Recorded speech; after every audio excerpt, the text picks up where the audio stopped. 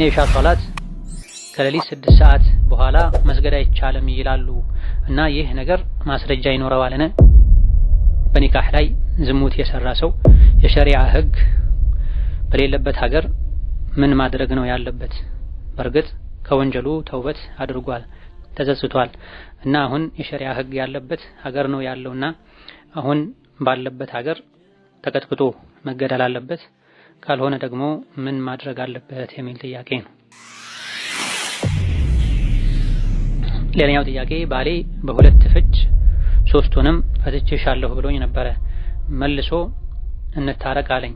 እኔ ኒካህ የለህም ወርዷል አልኩት። ጥያቄ ፈጠረብኝ የሚል ጥያቄ ነው።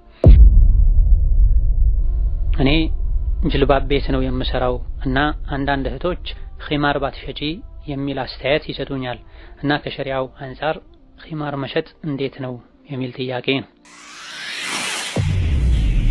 ሌላኛው ጥያቄ ሴት ያለ ማህረም አንድ ቀን ከነሌሊቱ የሚያስኬድ ጉዞ ሲባል በአሁኑ ዘመን በፕሌን ብቻዋን 6 ሰዓትና ከዛ በላይ ያለን ጉዞ መሄድ ትችላለች ወይ የሚል ጥያቄ።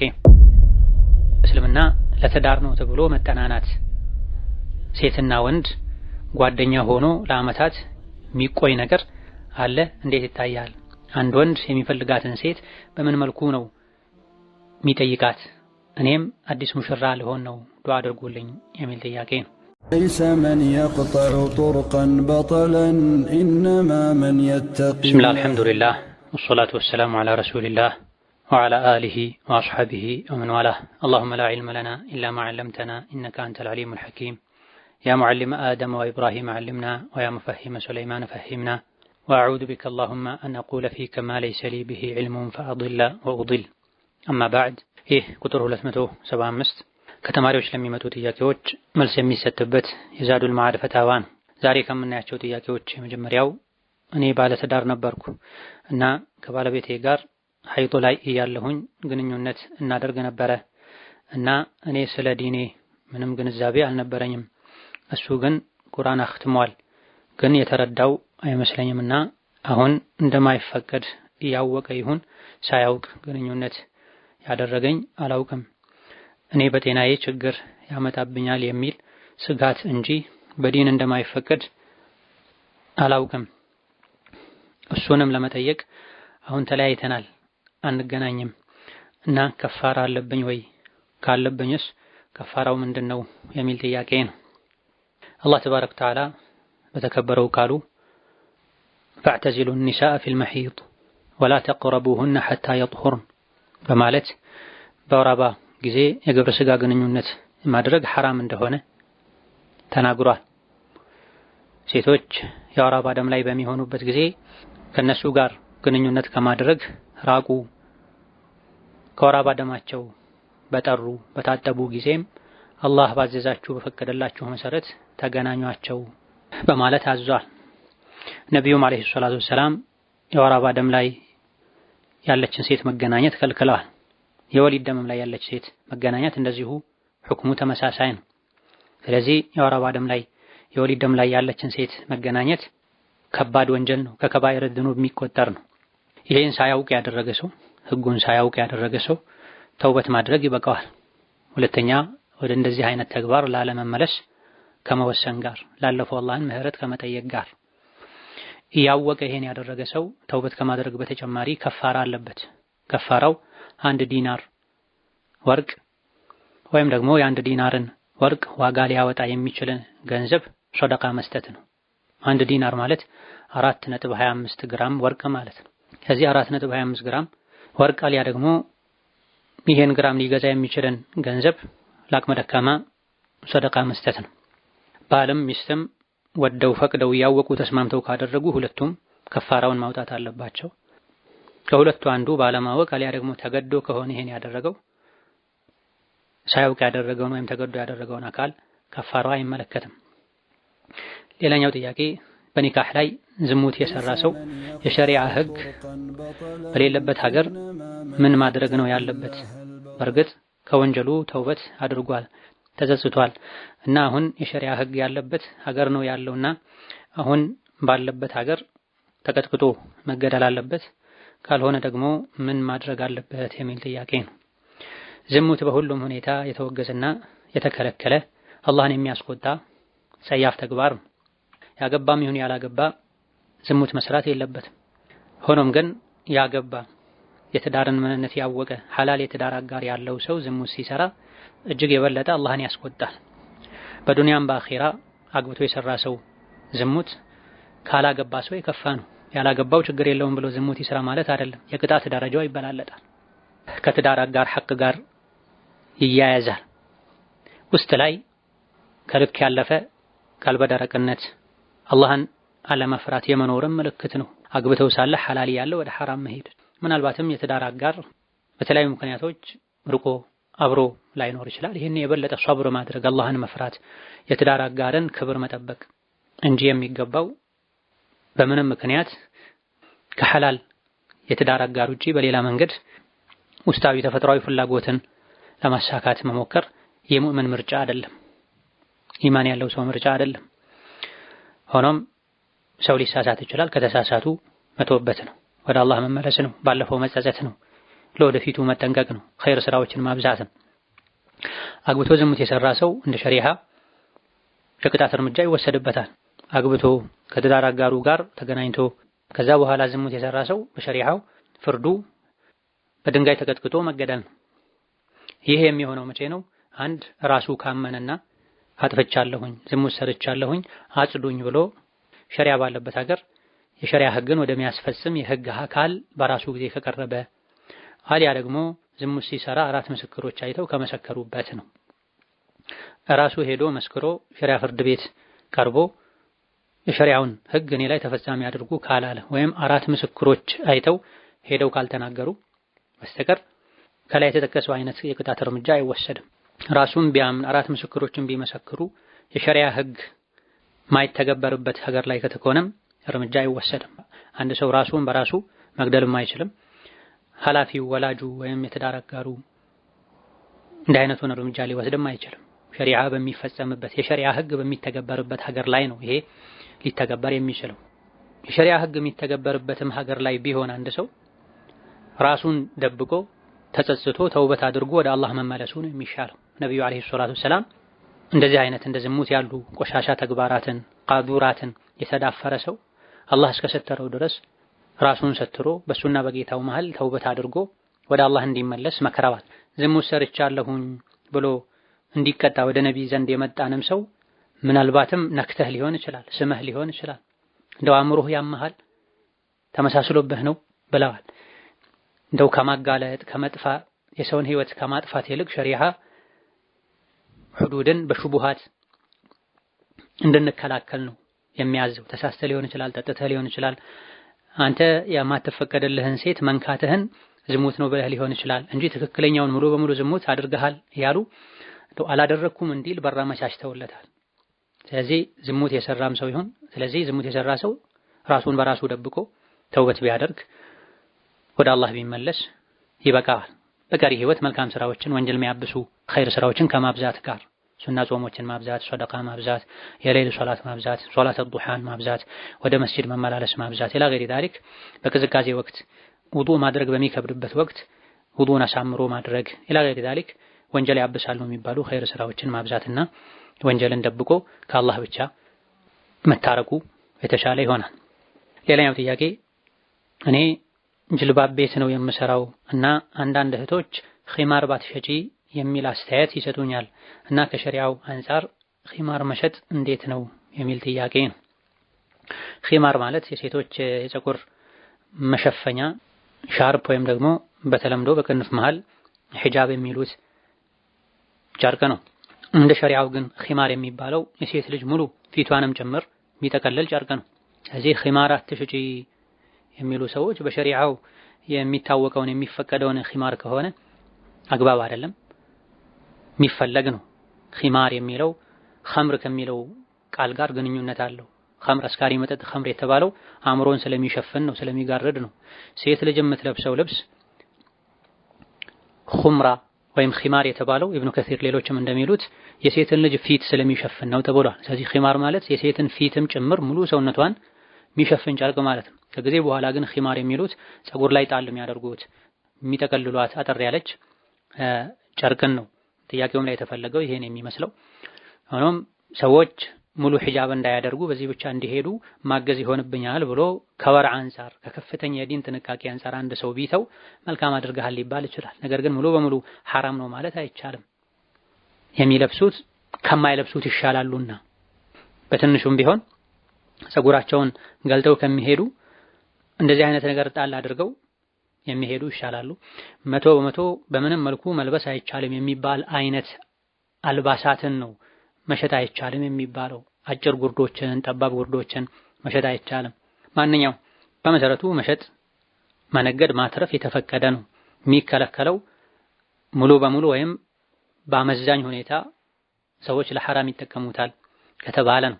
ስለዚህ ኺማር ወይም ደግሞ ጠርሃ የሚሉትን የፀጉር መሸፈኛን መሸጡ በመሰረቱ ችግር የለም። ግማሽ ፀጉራቸውን ሸፍነው ግማሹን ገልጠው የተወሰነውን ደግሞ ወደፊት አምጥተው የሚለብሱ አይነት ሰዎች በግል የመጡ በሚሸጡበት ጊዜ አልሸጥም ቢባል ይቻላል፣ ይወደዳል። ገዝተው ወስደው ቤት ውስጥ ሊለብሱት ይችላሉ። ሙሉ በሙሉ ፀጉራቸውን ተገልጠው ከሚሄዱ ሙሉ ፀጉራቸውን እስከ ፊት ግንባራቸው ድረስ ይሸፍኑበታል ከተባለም ይሄ የሚፈቀድ የሚወደድ ተግባር ነው። ተገላልጠው እስካልሄዱ ድረስ ወንጀልን የሚቀንስ ነውና ችግር የለም። ሌላኛው ጥያቄ ባሌ በሁለት ፍች ሶስቱንም ፈትቼሻለሁ ብሎኝ ነበረ። መልሶ እንታረቅ አለኝ። እኔ ኒካህ የለህም ወርዷል አልኩት። ጥያቄ ፈጠረብኝ የሚል ጥያቄ ነው። ከኒካህ ጋር ከፍቺ ጋር የተያዙ ጥያቄዎችን በዚህ መልኩ ተረቶ መመለስ ኃላፊነት መውሰድ ስለሚከብድ በተለይ ያለቀ የሚመስል አይነት ኒካህ ሲሆን በሶስት ፈትቻለሁ የሚባልበት ሲሆን በሶስት ኒካህ ወርዷል የሚባልበት ሲሆን ነገሩን ከስር መሰረቱ መረዳት ስለሚያስፈልግ በዚህ መልኩ መመለስ አይቻልም። እንዳጠቃላይ አንድ ወንድ ሚስቱን በሶስት ፈትቻለሁ ሲል ሶስቱንም ኒካህ ማውረድን አስቦ ፈልጎ ነይቶ ከሆነ ሶስቱም ኒካህ ይወርዳል። መልሶ እንታረቅ የሚባል ነገር የለም። አንድ ከፈታ ሁለት ከፈታ ነው የወር አበባ ደሟ 3 ጊዜ መጥቶ ሳይሄድ ዕዳዋ ሳያልቅ በፊት መመለስ የሚችለው። ዕዳም ካለቀ በኋላ ቢሆን ሶስተኛው ፍቺ ካልሆነ እንታረቅ እንደ አዲስ እንጋባ ይቻላል። 3 ከተፈታ በኋላ እንታረቅ የሚባል ነገር የለም። ሌላ ወንድ በጋብቻ ዓላማ አብራ ለመኖር አግብታ ሁለተኛ ካገባችው ጋር ሳትስማማ ቀርታ ወይም ሞቶ ድጋሚ በአዲስ ኒካህ መማለስ ነው እንጂ የሚቻለው በሶስት ከፈቷ ሴት ልጅ ጋር እንታረቅ ተብሎ በሽምግልና የሚሆን በምን እንደገና መኖር አይቻልም።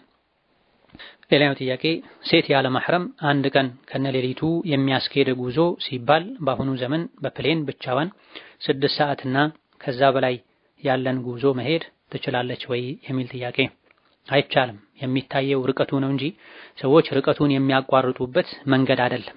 ለዚህ ነው ነብዩ ሰለላሁ ዐለይሂ ወሰለም በአላህና በመጨረሻው ቀን የምታምን ሴት ያለ ማህረም እንዳትጓዝ ያሉት።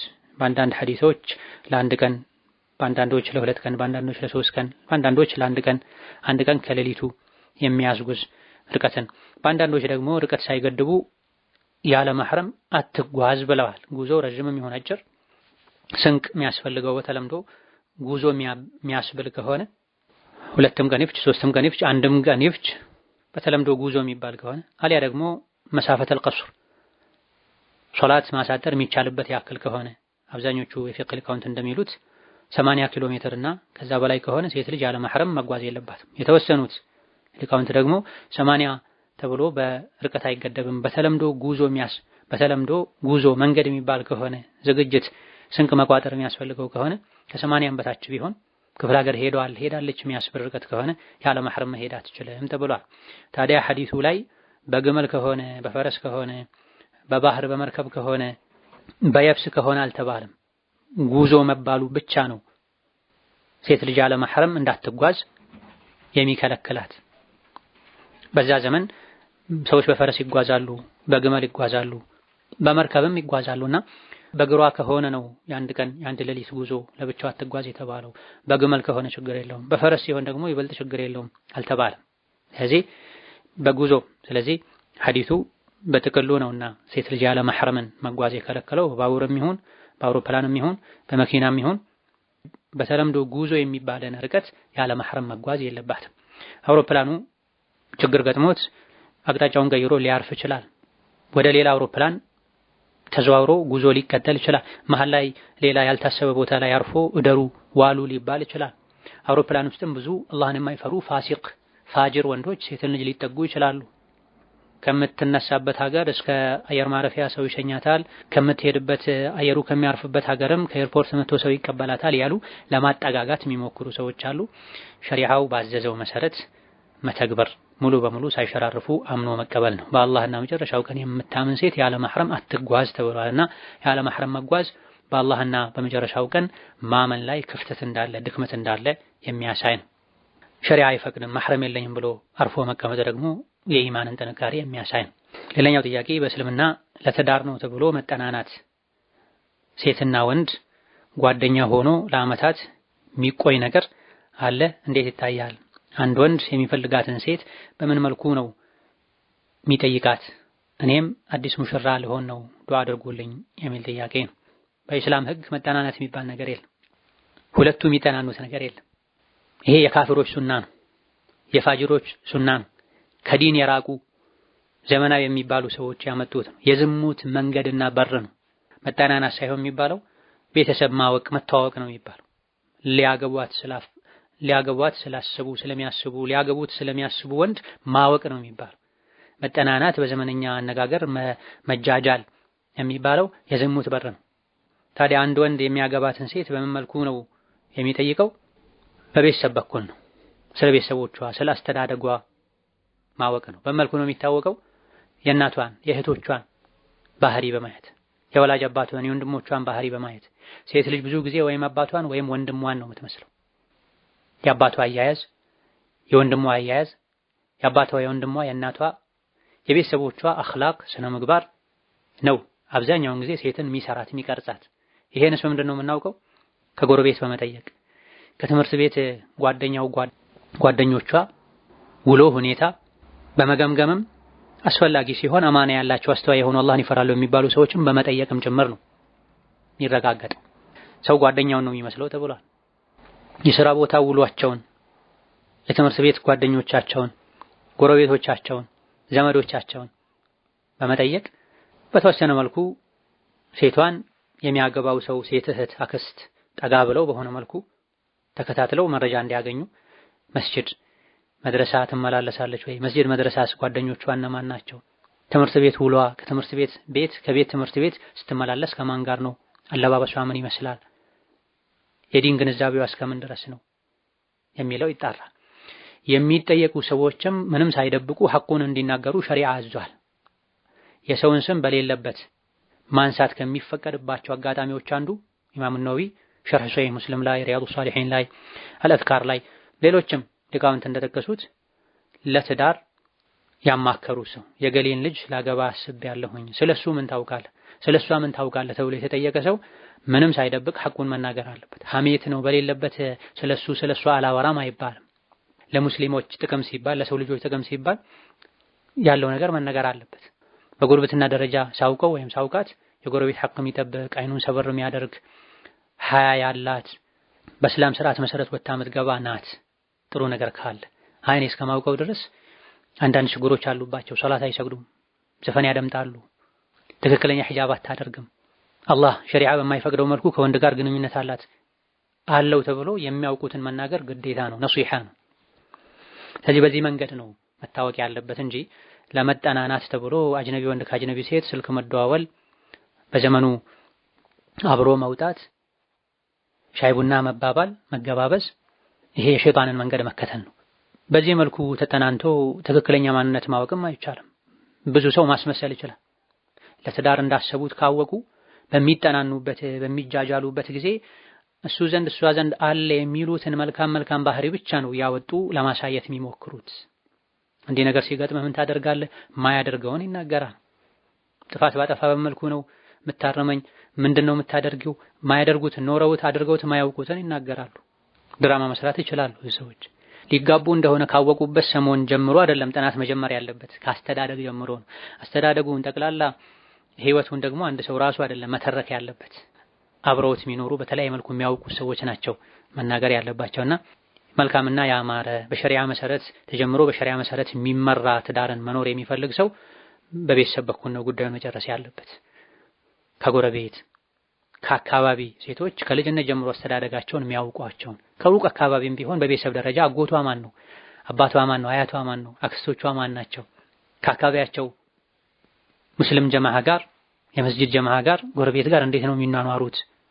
ሰው ያውቅ፣ ጎረቤት ያውቃል፣ ጓደኛ ያውቃል፣ የሰፈር ሰው ያውቃልና በዛ መንገድ መሄድ ነው። وفق الله كل مقبل على الزواج ومنتظر له حياة سعيدة ومليئة بالمودة والرحمة اللهم آمين። ለሴት ልጅ ከአካባቢዋ ራቅ ያለ ዩኒቨርሲቲ ለመማር መሄድና እዛው ሆና መማሯ እንዲሁም ቤተሰብ ለመጠየቅ መመላለሷ ከሸሪዓ አንፃር እንዴት ይታያል የሚል ጥያቄ ነው። መመላለሱ ከማህረም ጋር እስከሆነ ድረስ ችግር የለውም።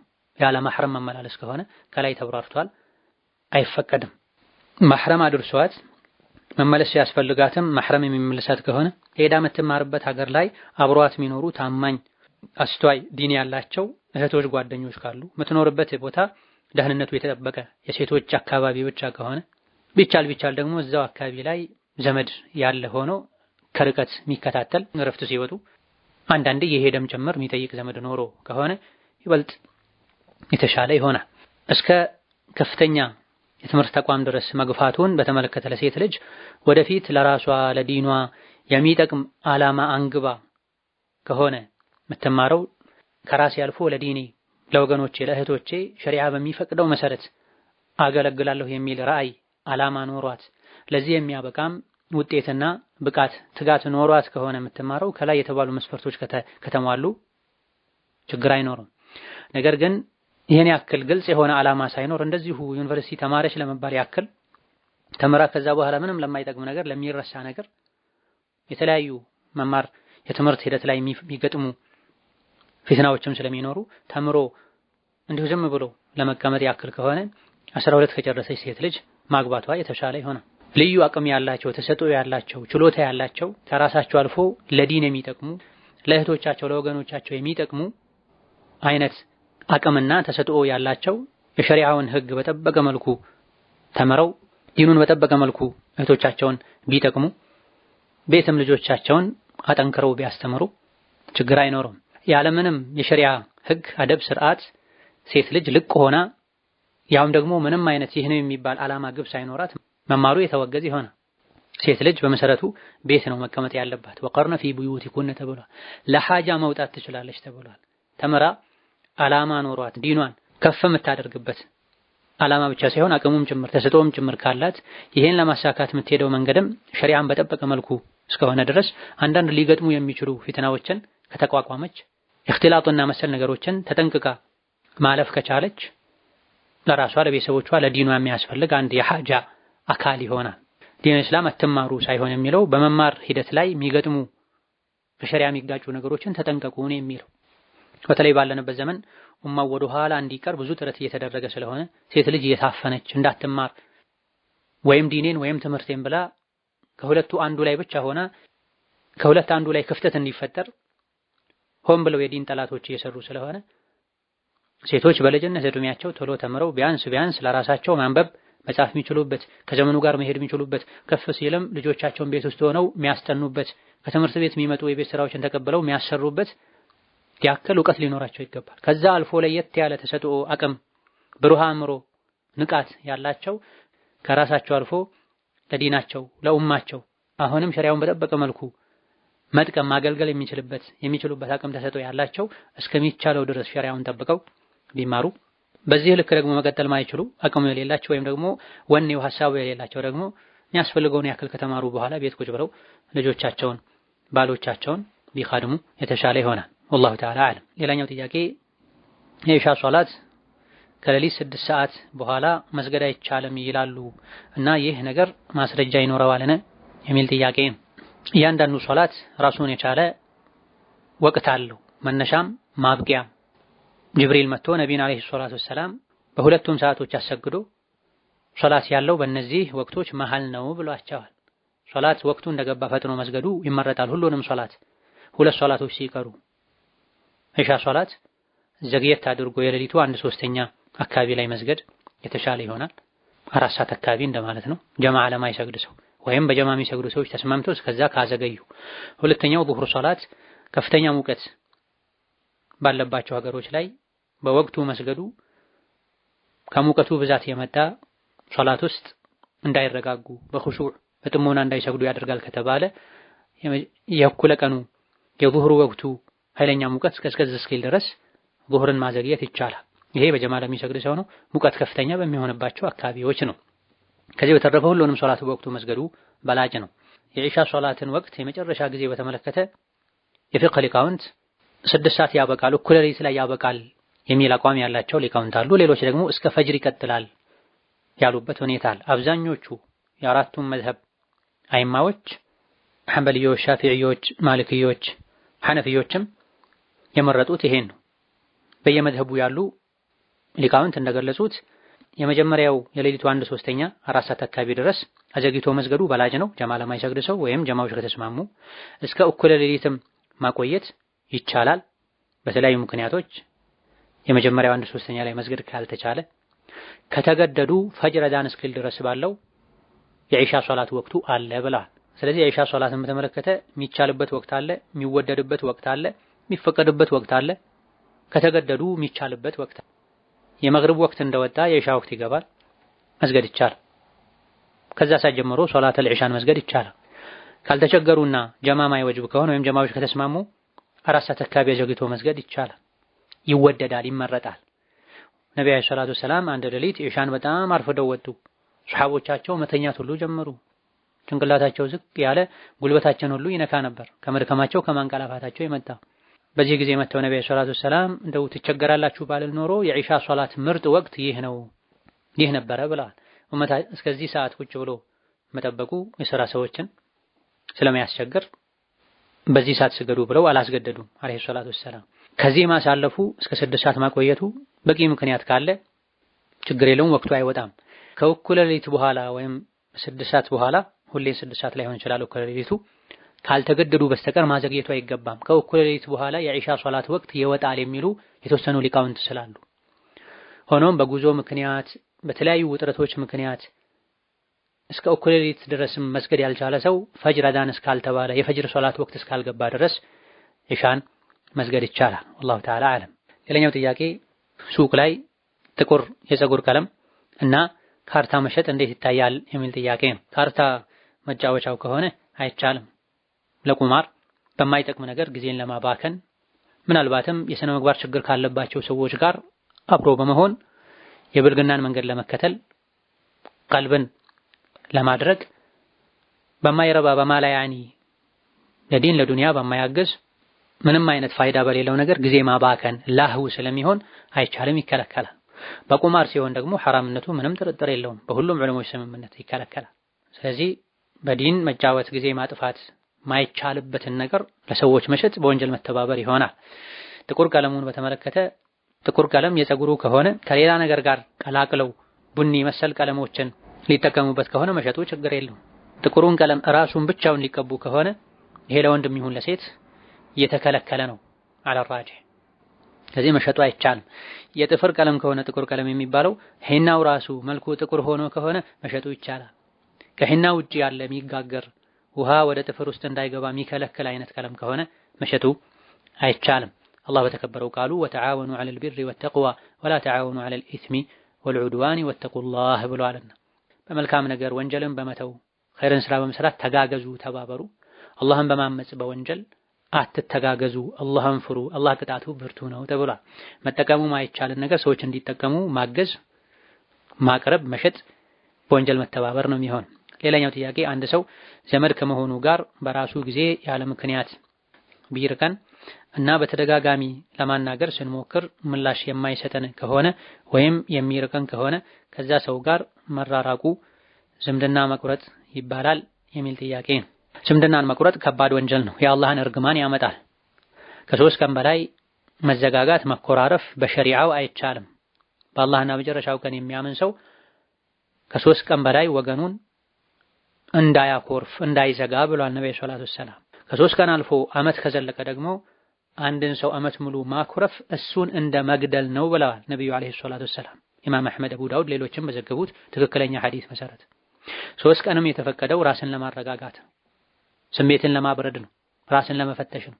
መኮራረፍ መዘጋጋት ከ3 ቀን ካለፈ አላህን ያስቆጡ ሸይጣንን ማስደሰት ነው የሚሆነው። አላህ ታረቁ፣ ተገናኙ፣ ዝምድናን ቀጥሉ፣ መልካም ግንኙነት ፍጠሩ ይላል። ሸይጣን ደግሞ ተኮራረፉ፣ ተቆራረጡ፣ ተጣሉ፣ ቂም ያዙ ነው የሚለው።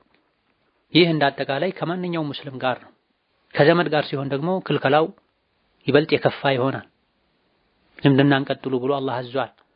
ዝምድና የሚቆርጥ ጀነት አይገባም ብለዋል ነብዩ አለይሂ ሰላቱ ወሰላም። ከ3ኛው ቀን በኋላ ተረጋግቶ ቀድሞ ሄዶ ሰላም አለይኩም ያለው ያናገረው ምርጥ ሰው እሱ ነው ብለዋል ነብዩ ሰለላሁ ዐለይሂ ወሰለም። ሌላኛው አካል በኩርፊያው ቀጥሎ መልስ ካልሰጠ እሱ ላይ ሸይጣን ይስቅበታል። ራሱን ዝቅ አድርጎ ቁጣውን አብርዶ ዋጥ አድርጎ ሄዶ ሰላም አለይኩም አለ የታረቀው ደግሞ አላህ በሱ ይደሰታል። እምቢ ባዩ መልስ ባይሰጠው እንኳን መላኢካ መልስ ይሰጠዋል። ምርጥ ሰው ማለት እሱ ነው ብሏል። ወኸይሩሁም አለዚ የብደኡ ቢሰላም። ከሁለቱ ከተኮራረፉ ሰዎች ትልቅ ሰው የሚባለው ምርጥ ሰው የሚባለው ራሱን ተቆጣጥሮ ስሜቱን አሸንፎ ሄዶ ቀድሞ ሰላምን የጀመረ ሰላምታ ያቀረበ የተቆረጠውን ግንኙነታቸውን የቀጠለው ነው ምርጥ ሰው ብላ።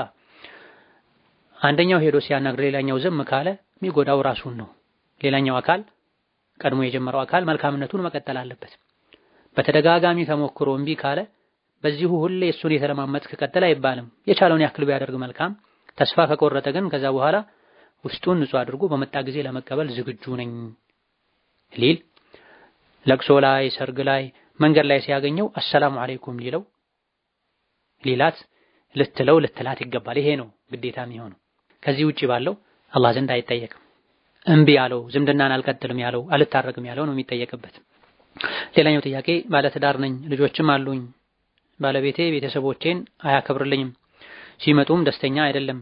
ለነሱ ጥሩ ቢመስልም ለኔ ግን እንድሳቀቅ ነው የሚያደርገኝ። ቤተሰቦቼም አይረዱኝም፣ እኔም አላወራ ቅሬታ መፍጠር ስለማልፈልግ። አሁን ላይ ግን ፍች መጠየቅ ፈለኩ። በዚህ ምክንያት ምን ይመክሩኛል የሚል ጥያቄ ነው። መታገሱ መቻሉ በላጭ ነው። የትዕግስት መጨረሻው ፍሬው ጣፋጭ ነው፣ ያማረ ነው።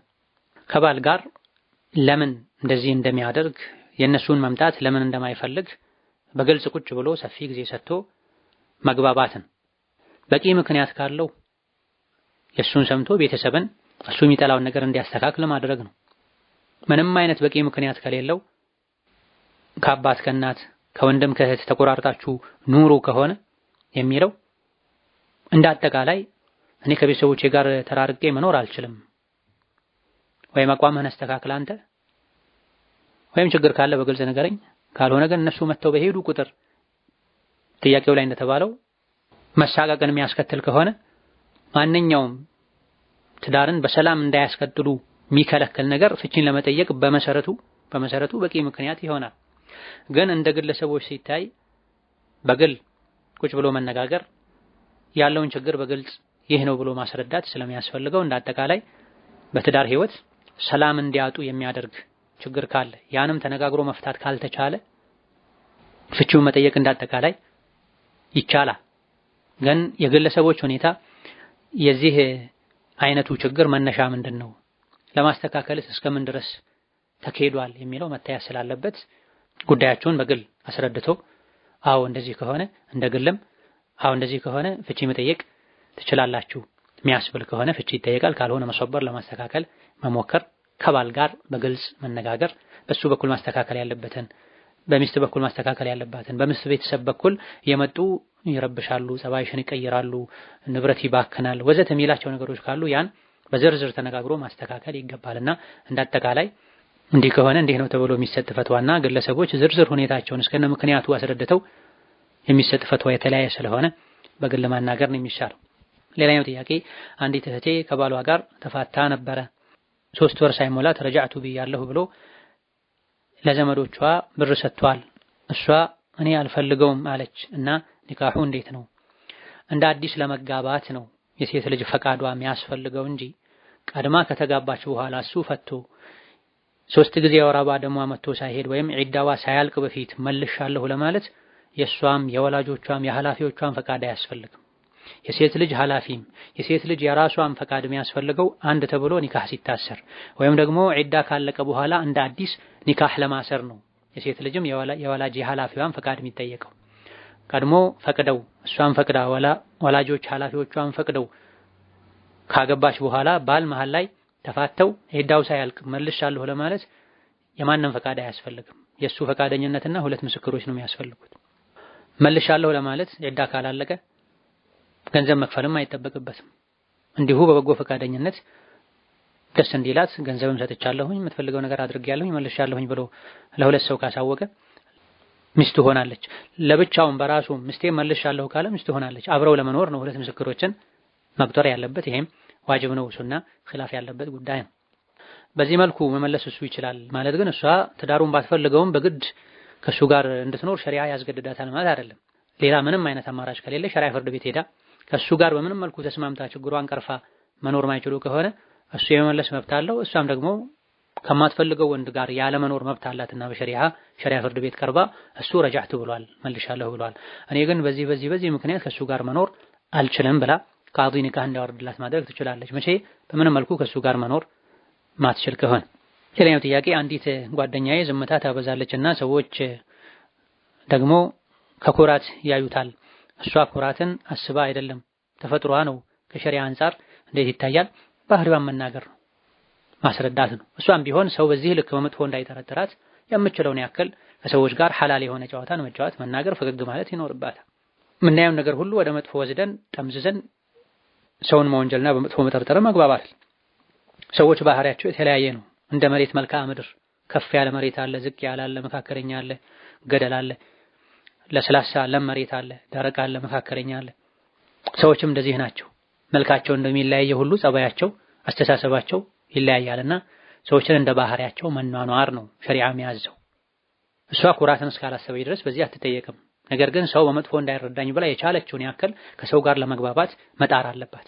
ነብዩ አለይሂ ሰላቱ ሰላም አልሙእሚኑ ያእለፉ ወይኡለፉ ብላ ሙእምን ከሰዎች ጋር የሚግባባ ነው፣ ሰዎችም የሚግባቡት ነው። ከሰው ጋር ማይግባባ ሰዎችም እሱም በቀላል መግባባት ማይችሉ ሰው እሱ ዘንድ መልካም ነገር የለም ኸይር የለም ብለዋልና ከሰዎች ጋር ለመግባባት መሞከር፣ ፈገግ ማለት፣ ሰዎች ሲቀልዱ ሲጫወቱ በሸሪዓው ልክ አብሮ መጫወት ተገቢ ነው። የረሱል ሰሐቦች ሲጫወቱ ፈገግ ሲሉ ነቢም አብረዋቸው ፈገግ ይሉ እንደነበረ ሲራቸው ላይ ተነግሯል። هذا والله تعالى أعلم። ለዛሬ በዚህ እናበቃለን። የተቀሩትን ሌላ ጊዜ መልሳለን። ወሰላሙ አለይኩም ወራህመቱላሂ ወበረካቱ።